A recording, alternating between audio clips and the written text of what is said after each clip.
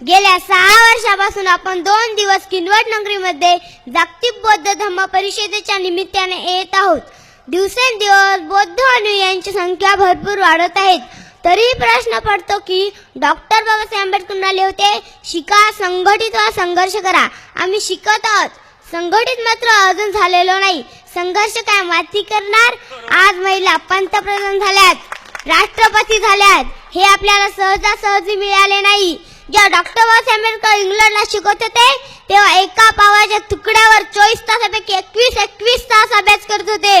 म्हणून म्हणतो की आपल्या पोराबाळांना देवाधर्माच्या नादी न लावता खूप शिकवा. डॉक्टर बाबासाहेब आंबेडकर म्हणाले होते, शिका, मोठे साहेब व्हा. जर साहेब होता नाही आले तर साहेबाचे बाप व्हा.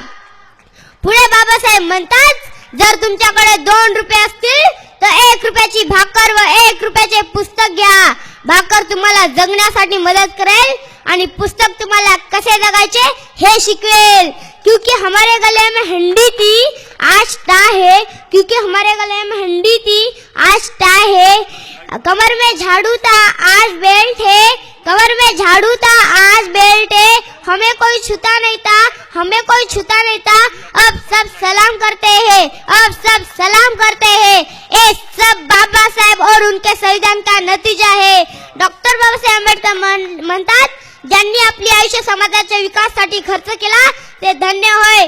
असेच आपल्या जागतिक बौद्ध धम्म परिषदेचे आयोजक अरुणदादा आळणे यांचं आयुष्य खरंच धन्य आहे असे मला वाटते. हा माणूस ऊन, वारा, थंडी, पाऊस या सर्वांना न जुमानता व इतर कोणत्याही प्रलोभनाचा बळी न पडता धम्माचा गळा डॉक्टर बाबासाहेब आंबेडकरांच्या विचारपठण्याचा निस्वार्थपणे काम करीत आहे. जर अरुणदादा नसते तर हा जनसागरात जमला नसता. हे फक्त अरुणदादामुळेच शक्य आहे. म्हणून मला असं वाटते की अरे जातीवाद्यांनो, सहन करणार नाही आता तुमची छळणे.